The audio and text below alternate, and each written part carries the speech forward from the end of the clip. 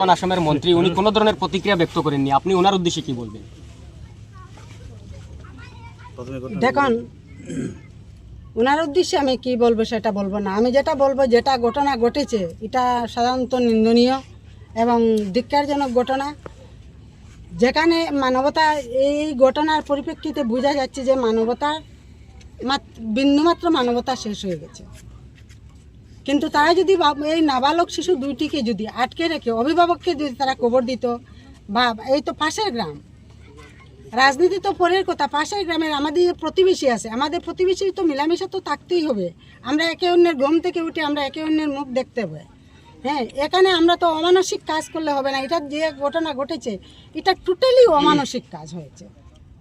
এই ঘটনার কিন্তু আমি সম্পূর্ণ নিন্দা এবং ধিক্কার জানাই। এবং এটা যতটুকু করতে লাগে আমরা প্রশাসনের সঙ্গে যোগাযোগ করব, আমাদের বিধায়করাও আছেন তাদের সঙ্গে যোগাযোগ করব, তাদের দৃষ্টি আকর্ষণ করব এবং এই এলাকার জনসাধারণের কাছে থাকবো এই দুই শিশুর পরিবারের প্রতি যাতে নজর রাখা হয়। এবং দুইটি পরিবার অত্যন্ত দুর্বল, কারণ একটা জিনিস আমি দেখেছি, আঘাত সবসময় দুর্বলের প্রতি আসে, সবলের প্রতি কখনো আঘাত আসে না কিন্তু। এবং এই যে নির্মম অত্যাচার যারা করেছে এদেরকে দৃষ্টান্তমূলক শাস্তির প্রয়োজন আছে। এবং আমি প্রশাসনের দৃষ্টি আকর্ষণ করে বলছি, এই ঘটনায় যারা জড়িত আছে তাদেরকে অতি সত্বর আইনের আওতায় আনা হোক। পাতারকান্দির নালুগাঁওয়ে বিগত 2-3 দিন আগে যে একটা অমানবিক নির্যাতন হয়েছে দুটি মুসলিম ছেলেকে, যে মণিপুরী সম্প্রদায়ের 2-4 জন ছেলে বা কয়েকজন ছেলে মিলে ওদেরকে বেধড়ক মারধর করেছে, এ নিয়ে যেহেতু আপনারা উপস্থিত হয়েছেন, কি বলবেন? আমরা গত রাত্রে তাদের এই যে নির্মম ভিডিও সেটা প্রকাশ পেয়েছে সোশ্যাল মিডিয়া, সেটা দেখে আমরা রাতের ঘুম হয়নি কোনো মানুষের। সভ্য সমাজ কাউকে গত রাত ঘুমাতে পারেনি আমি মনে করি। যদি কোনো সভ্য মানুষ থাকে তাহলে গত রাত্রে এই ভিডিও দেখার পর তার ঘুম আসার কথা নয়। যেটা হয়েছে চূড়ান্ত অমানসিক, নির্মম, পৈশাচিক, এটার তীব্র নিন্দা জানাই।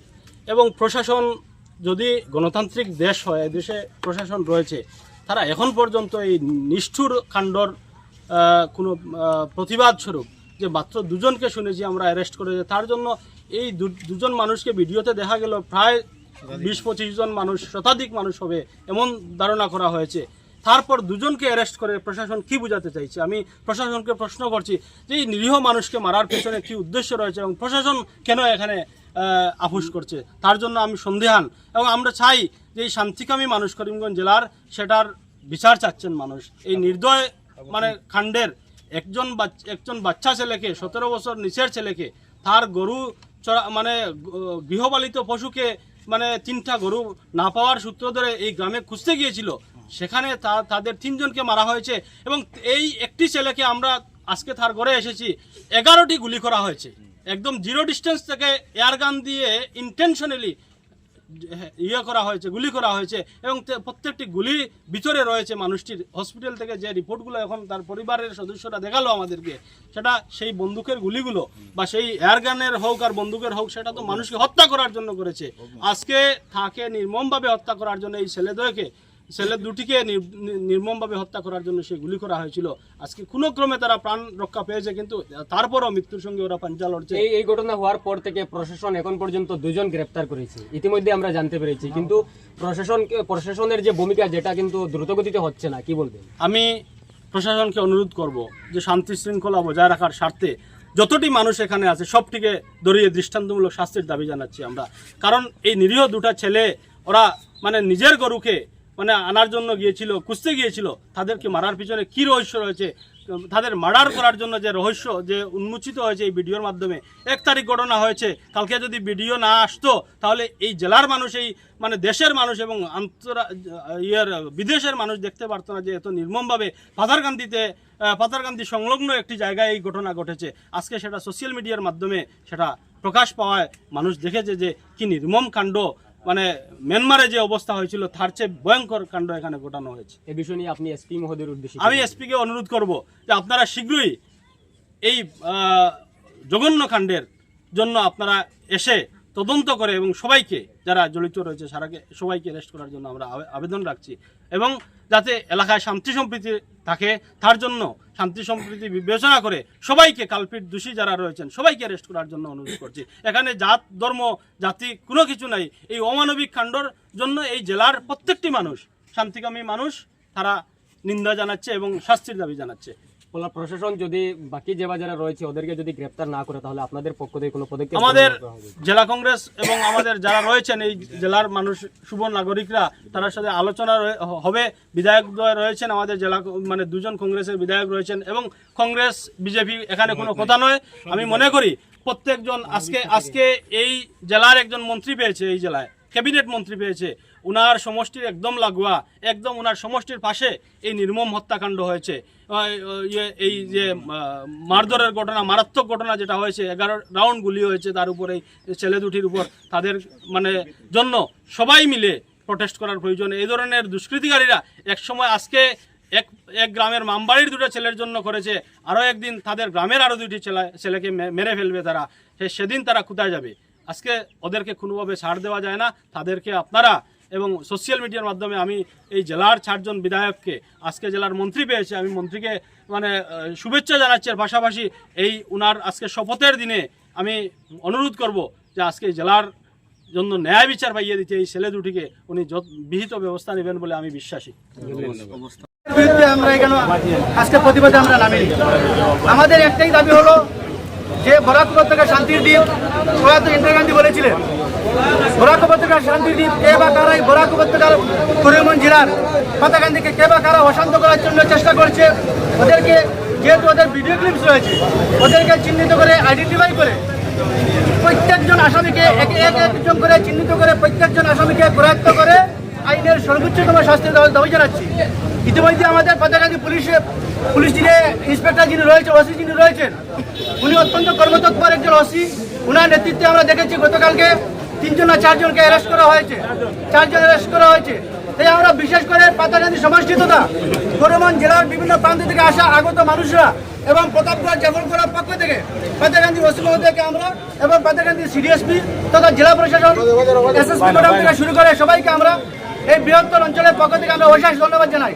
আরেকটা কথা বলতে চাই যে পাতাকান্দিতে যে যারা অশান্তি করছে এইটার জন্য ফার্স্ট হয়েছে এবং আমরা সবাই দৃষ্টি আকর্ষণ করছি এটার জন্য লাস্ট হয়, এর যাতে পুনরাবৃত্তি না করতে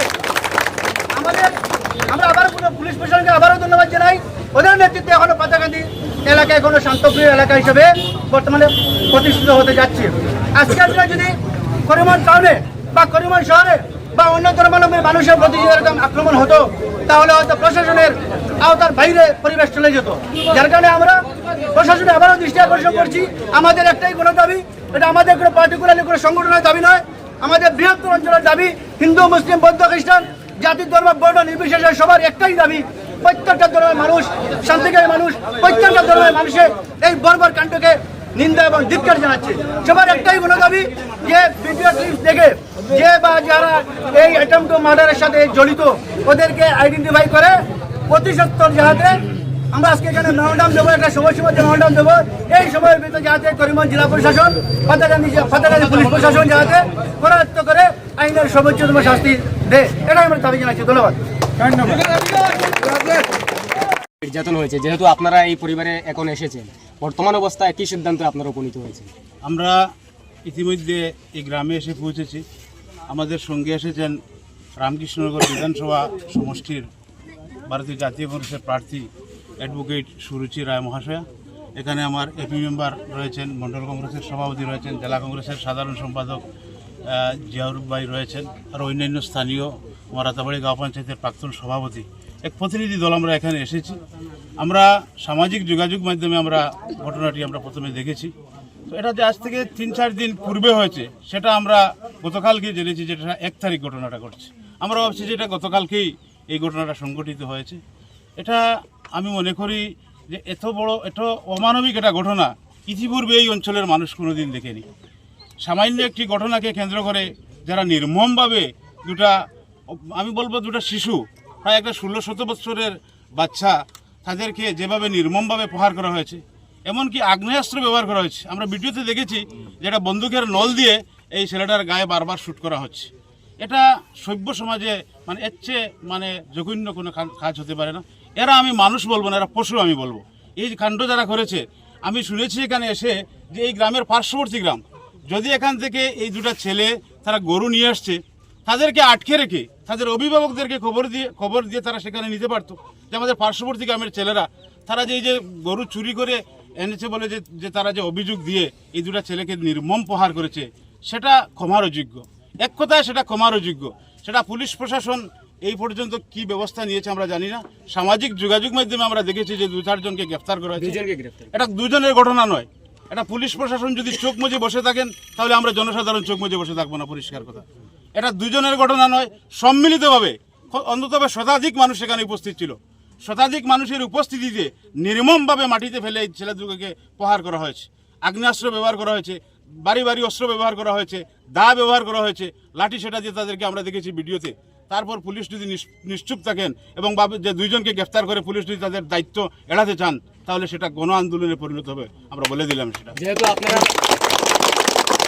যেহেতু আপনারা রাজনৈতিক নেতৃত্ব, আপনারা এখানে সবাই এসেছেন, তো এখন পর্যন্ত প্রশাসনের সঙ্গে আপনাদের কোনো যোগাযোগ হয়েছে? আমরা শুধুমাত্র আজকে এখানে এসেছি। আমাদের এখান থেকে একদল প্রতিনিধি আজকে স্থানীয় পুলিশ প্রশাসনের সঙ্গে আলোচনা করেছেন, আমাদের বিধায়কদের সঙ্গে আলোচনা হয়েছে, আমাদের জেলা কংগ্রেসের সভাপতি ইতিপূর্বে আমরা সকালে তাকে অবগত করেছি। আগামীকালকে সম্ভবত আমাদের পুলিশ সুপার মহোদয়ের সঙ্গে আমাদের একদল প্রতিনিধি দেখা করবেন। আজকে বিকেলে আমাদের একদল প্রতিনিধি গিয়ে পাথারকান্দি থানার ওসি মহোদয়ের সঙ্গেও এ ব্যাপারে দেখা করবেন।